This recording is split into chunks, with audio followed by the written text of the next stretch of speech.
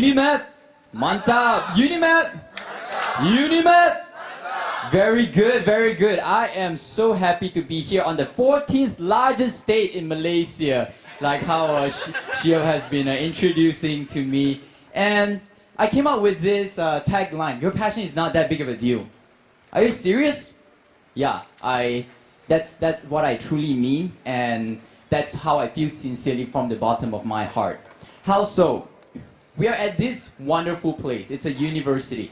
It's a registered institution where dreams are found, where talents are built, where the future is formed. So all of us here are on a different set of journey. So when we are in a university, there are different things that we are exploring along in our journey. The idea is that all of us here are at the different path of the journey. Okay, different part of the journey and different paths. Meaning, some of you guys have just started, some of you guys are in the middle of it, some of you guys are towards the end of the journey. So along the journey, there will be a lot of questions being asked, being thrown at you. Be it you are a student, or you're a professor, or you are an administrator. What do you want to do? What's next? What's your plan? What's your strategic plan? I remember when I was lecturing in the United States for 2 years, that's what my students used to ask me, and I throw them back that question. Because I was a lecturer, I can just ask them whatever I want to ask. So what do you want to do? What do you ask me, right? So one thing I have noticed is that as I do the research on what helps talents to excel in their industry, is that a lot of the, I would say, motivational speakers these days emphasize on this word, passion. Emphasize on this word, passion. You gotta love what you do. You gotta be passionate at what you do. Find your passion. Follow your heart. Right? I mean, I've heard that so many times. I've read that in so many places. It is great. Don't get me wrong. Here's a spoiler alert. I think passion is a big deal. But it is not that big of a deal. How so? I used to do a research when I was lecturing in the United States on modeling the student retention at university. So what do I mean by modeling student retention? So in my research, I did a predictive analysis in finding out if the student would stay in the university or not, and eventually graduate. So what happened was, after months and months of studying the student retention at a university, I came up with an algorithm. So with that algorithm, anyone could put in the numbers for a new university student application. Oh, okay, so this is the age, she's from this academic institution, this is the student life experience. So the factors I took into account can be categorized into 4 different groups: demographics, academics, financial background, as well as student life. Using these 4 different categories, I was able to predict at an 80% rate of accuracy to find out if the student will graduate or not. Do you believe that? We are in that age right now. And what Kayum was sharing with us earlier about the Internet of Things, the social media want to get us, and how we can, use the data out there to make sense of things. It is true. One example is, do you guys notice that on your Facebook, on the sidebar, there are some advertisement, right? There are some advertisement. I remember when I was studying there's this advertisement from Amazon pops up that keeps showing the same pair of shoes. Love it. It's a suede shoes. It was brown in color. I love it. It showed up 3 times in a day. I thought, that must be a sign from above. I must buy this pair of shoes. Right? Guess what? No, it's not a sign. It's just an equation. At the back of the equation, the computer, the machine knows that this is my buying pattern. This is my behavior. I have done some Google search on this type of shoes, this color, this material, from this region. So from that equation, it funnels down to that one suggestion, that pair of shoes. Okay? So hence, that's why it pops up 3 times on my feed. And guess what? You're right, I bought that pair of shoes. Huh. But all these are predictive analysis that can be done, that has been done, okay? So with that modeling student retention on the next slide, I was doing this in Oklahoma State University, where I studied the behavior of freshman students, okay? Students who are entering the university stage right after high school, or in Malaysia, the matrix equivalent or foundation equivalent or O-levels equivalent. So it was very interesting. So that equation, so I studied the different factors. So there are in total about 8 factors, 8 significant factors that determine whether the student would graduate or not. Of course, the student with higher high school grades may have a higher chance to graduate. That's one. And another thing is scholarships. If the student are offered with some form of scholarships sometime during their previous academic institution, sure, higher chance. One thing though I find it very interesting was this one factor. It's a sociological factor, or at least that's how I see it. There's one factor. It's a binary factor, meaning there's only A or B, 2 outcomes. First generation versus non-first generation college student. So there are 2 groups of students we are looking here, okay? Let me break it down for you. Group 1. Group 1 is the first generation college student, meaning they are the first in their family to attend university, to attend college. Parents have not done that, or any generations before them have not done that. They are the first generation, yeah? Be it their siblings or their cousins, that's the first generation attending college. Group 2 is the non-first generation, meaning parents used to go to college. Uncle, aunties, grandparents used to attend university, have gotten some sort of foundation degree or bachelor's, master's, or a PhD. Okay? So these 2 groups of students. So I compared the likelihood of retaining in college and vicariously the likelihood of graduating from college. You can take a guess. Who tends to graduate more? Group 1, the first generation. Group 2, the non-first generation. And I'll tell you my guess. At that time, my guess was Group 2, of course. I mean, I was pursuing a master's in statistics.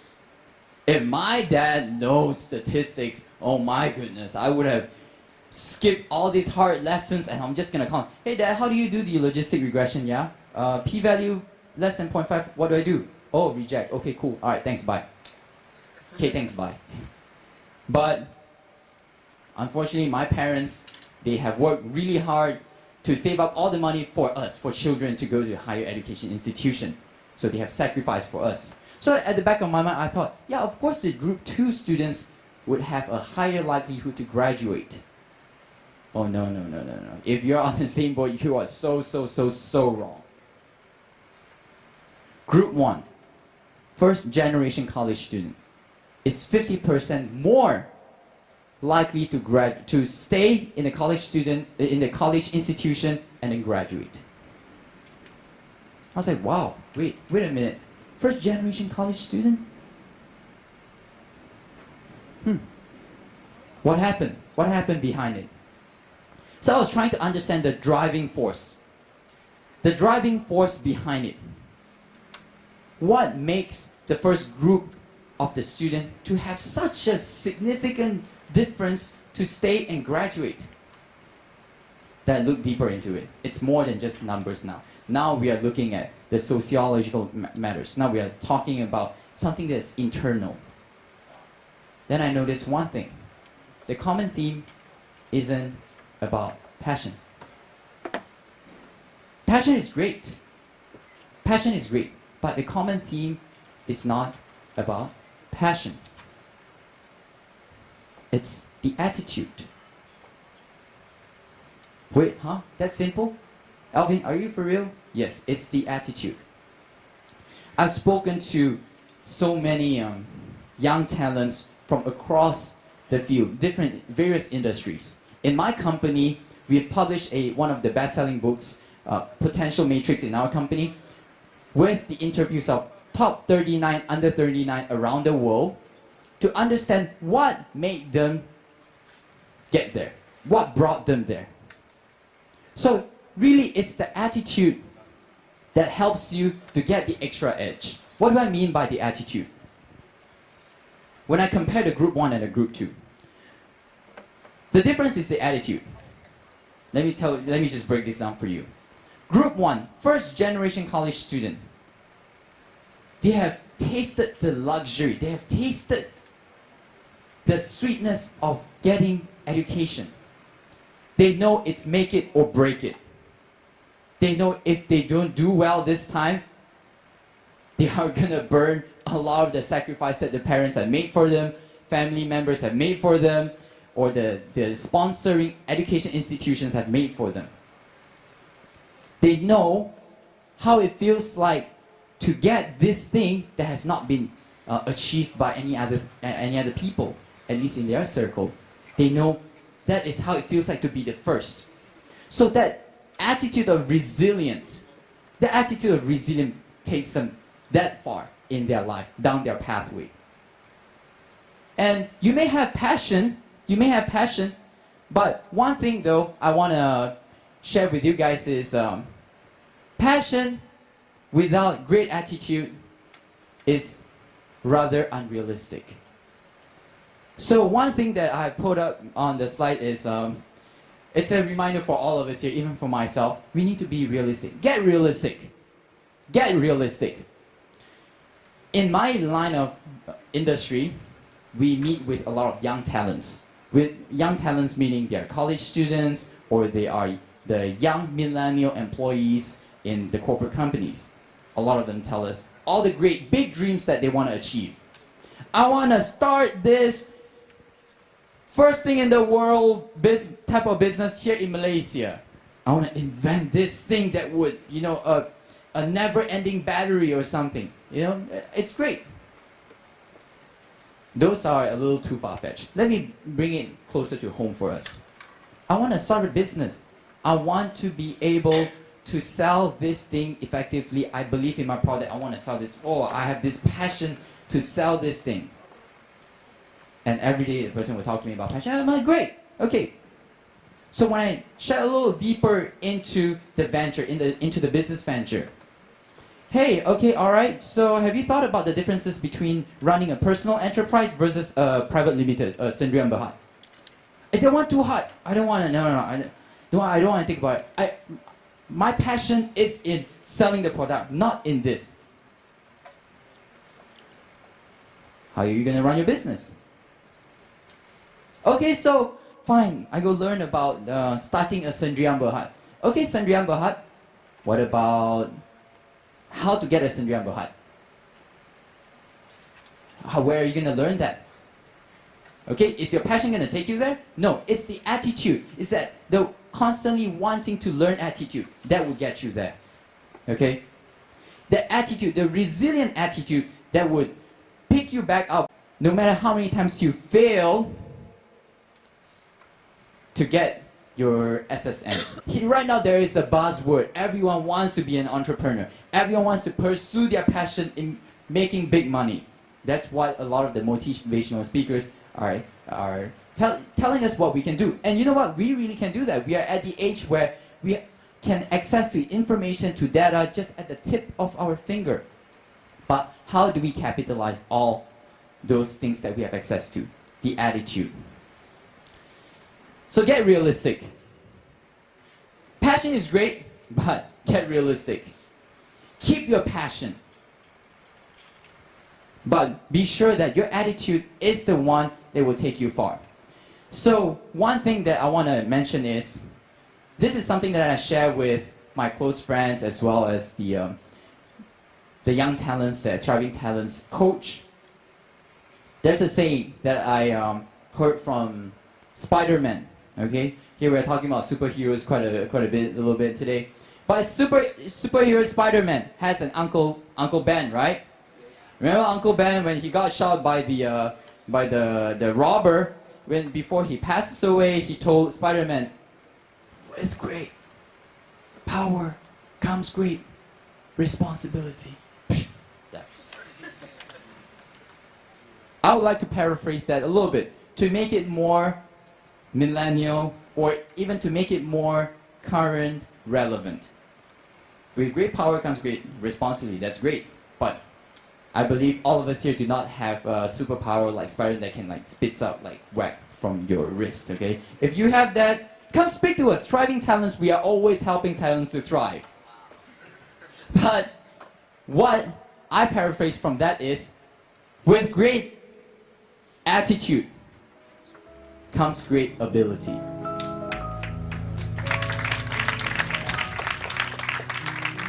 With great attitude comes great ability.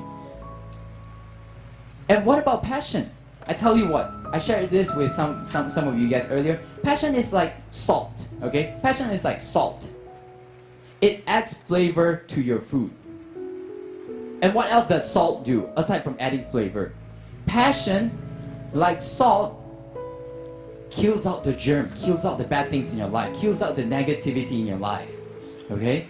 And it also helps you to preserve the food, preserve your ambition. Passion is like salt. But passion, also just like salt, too much of salt will help you get what? You know what, okay? So too much of salt may not be a great thing, okay? But it's important to have. But based on the research that I've done over the years and the surveys I've done over the years, I want to leave you with this ending note. With great attitude comes great ability, and that's what I think an idea worth sharing. Thank you.